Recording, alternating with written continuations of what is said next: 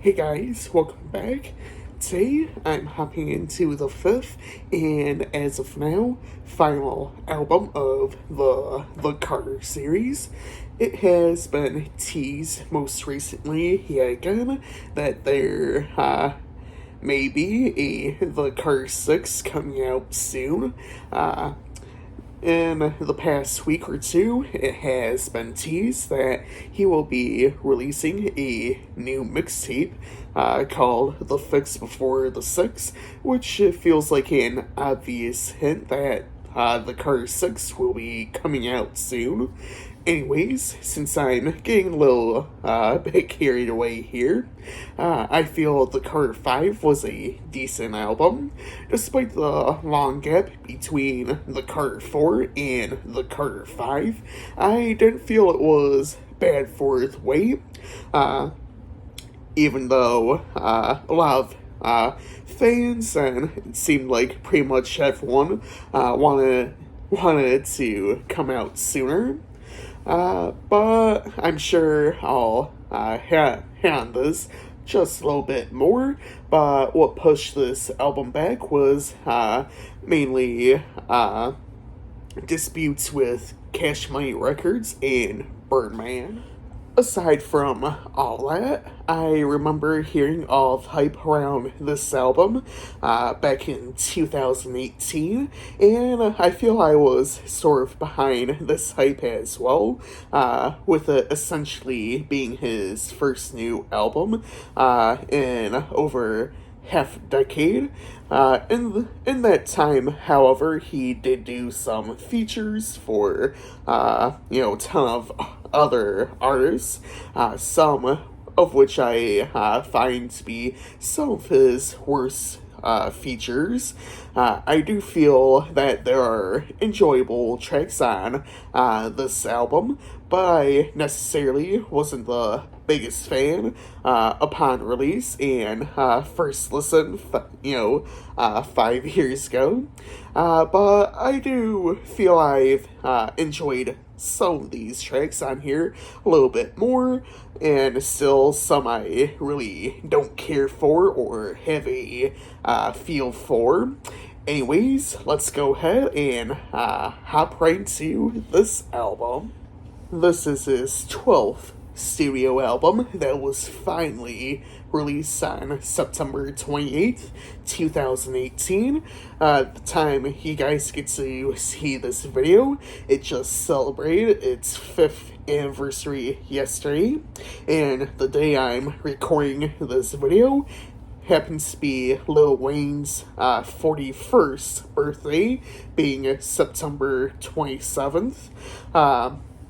Anyways, a deluxe edition of the Carter 5 would be released 2 years later on September 25th, 2020, to celebrate 2 years, and the deluxe edition obviously contains some of the tracks that didn't make the original cut. The standard edition comes back with what the first 3 albums of the series practically have, with 23 tracks, and it has a runtime of about 1 hour and 28 minutes, being the longest album of the series in terms of runtime. The deluxe edition adds 10 more tracks with a runtime of about 2 hours and 6 minutes. The album also features 2 singles, being Uproar featuring Swizz Beatz and Don't Cry featuring Extentacion. I guess for whatever reason I keep messing up his name, so of course I'm going to try my best to do a couple of edits and, retries whenever I mention him, of course. So kind of bear with me for this video. Features on the album include Extentacion, Swizz Beatz, Travis Scott, Nicki Minaj, Kendrick Lamar, Salsa Man, Regina Carter, Snoop Dogg, Ashanti, Mac Main, and Nova. On the deluxe edition, we get Post Malone, Gucci Mane, Raekwon, and 2 Chainz. Again, this album sees Lil Wayne as an executive producer. Producers include Cool and Dre, DJ Mustard, Infamous, Manny Fresh, who returned to collaborate and produce this album with Wayne after 10 years from producing the original The Carter and parting ways with Cash Money Records. Metro Boomin, Tay Keith, Swizz Beatz, and Zaytoven, as well as several others. Originally planned for release in 2014, the Carter 5 experienced several delays as a result of contractual disputes between Lil Wayne and Cash Money Records, as well as numerous personal disputes with Birdman. Following a lengthy legal battle, Lil Wayne was confirmed to have been released from his contract with Cash Money Records in June 2018 and announced the release of the album for that September. On September 13th, 2019, at least 20 songs from the original version of the Carter 5 were leaked online, containing many unreleased tracks compared to the official version of the album that was released in 2018. A number of tracks were recorded years before the release of the album in 2018, which I feel is a little bit obvious looking at some of these tracks as well as hearing them as well. Mona Lisa featuring Kendrick Lamar is thought to be recorded in 2014 and was intended for the 2014 album release as well. What About Me originally featured Drake and was recorded in 2015. Post Malone was originally scheduled to be added to the track in the week before release, but didn't make the album's initial release, possibly due to the verse not being finished at that time. The track ended up going to Salsa Man as a feature, and the version with Post Malone would later become a bonus track on the deluxe edition. Now, since I've got all that out of the way, let's go ahead and hop into some of the tracks.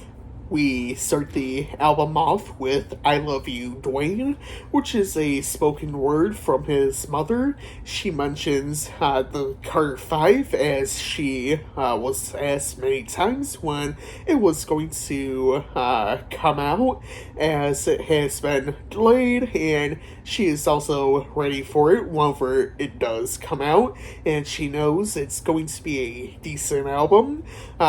And throughout, she also mentions family love and how she loves him as his son, as well as her stepson. Don't Cry is the first track on the album and features a chorus from the late XXXTentacion. The chorus from X was recorded for another track, but the recording was passed from producer Zen to Ben Billions, who ended up producing Don't Cry. I love the lyrics and flows from Lil Wayne. I feel the track is essentially about not knowing where you may end up as you're going through all of these different situations. We move into Dedicate. The sample's Dedication by 2 Chainz, as well as a 2009 speech from President Barack Obama. I felt it was a decent track, but not near one of the best on the album. I feel part of it is just the overall sound of the track. Now we get the somewhat more peppier Uproar, which features vocals and production from Swizz Beatz. The track samples You Keep Me Hanging On by the Moog Machine. I feel the production was great. I didn't feel there was anything over the top on this track. Hopping down a few tracks, Dark Side of the Moon is the only track on the album that doesn't have any language, aside from the spoken word intro from Lil Wayne's mom. I feel both artists are decent on the track, as it's essentially more of an R&B type feel of a track. I did enjoy the feel and lyrics of the track as well. Lyrically, I feel the track is about a somewhat of a metaphorical apocalypse happening on Earth, and that they will be there for their significant other.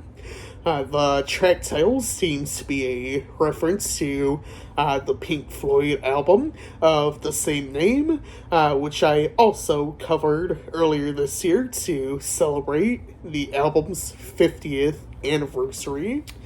Mona Lisa follows Dark Side of the Moon up, and this track is a reference to the painting by Leonardo da Vinci. Infamous, who produced the track, began working on it in 2014 and considered leaking the track after a few years, but refrained from doing so when he heard that the Carter 5 was being released. This is also the longest track on the album, coming in at about 5 minutes and 25 seconds. I felt this is one of the best tracks of the album. I feel it tells a great story of essentially being robbed and cheated on. I feel both artists do a great job at setting this story up to show how or show these two different sides.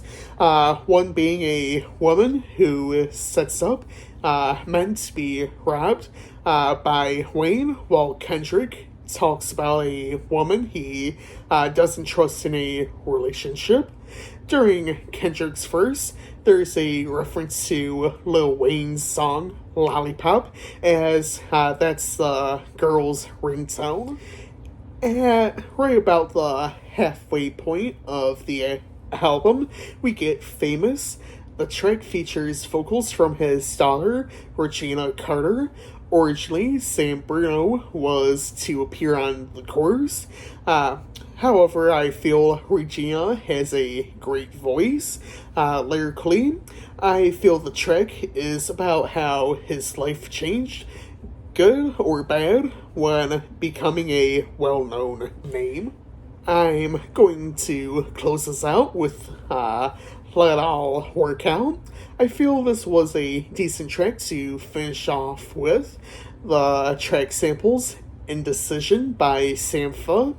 I felt it was a decent sample. Again, I feel this track is more or less so about life and looking back at what has happened. My favorite tracks are Don't Cry featuring XXXTentacion, Uproar featuring Swizz Beatz, Dark Side of the Moon featuring Nicki Minaj, Mona Lisa featuring Kendrick Lamar, Famous featuring Regina Carter, and Let It All Work Out. Today, I'll be giving this album a 4 out of 5. I still feel it is a decent album, but I do feel it still has some weak points 5 years later. Well, this is officially the end of the series until the Carter 6 gets released. I'll definitely have to check it out once it's released, as I did enjoy this series and had a fun time looking back at this album series, as it's essentially 20 years old at this point, with the original coming out in 2004. Until then, I hope y'all enjoyed this video. Feel free to leave your thoughts down below in the comments. Tomorrow I'll be looking at Fourth Children by Lobbies to Free. Next week I'll be returning to one review a week, and I'll be looking at Rise and Fall, Rage and Grace by The Offspring. But wait, there's more. I'm gonna hop into a couple of bonus tracks, I suppose, as, I did listen to the deluxe edition.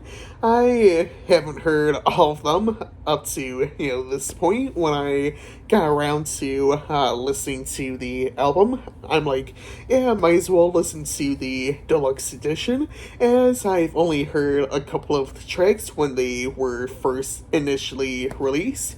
So, yeah, I know I'm running up this runtime of the video, but figured might as well go ahead and hit on a couple of the bonus tracks, as this album just recently celebrated its 5th anniversary. Life of Mr. Carter is the first bonus track of the 10 we get on this album, and it does have more of a trap type beat, which I did enjoy. I felt it was more of a fun track, just essentially, again, talking about his life and career and what he has done. Hopping down, I suppose I'll hit on Siri, which features 2 Chainz. This is, one of the many collaborations to have done. I did feel both ours were decent, and essentially the track is about the little phone assistant, Siri. I wasn't the biggest fan of the track, but I also feel it was somewhat of a decent track. But In This House features Gucci Mane. I kind of wish Gucci had a little bit longer verse, but other than that, I felt he was fine on the track. Then the sample, I didn't mind as well, but I just kind of feel, in a way, it was just there in the background.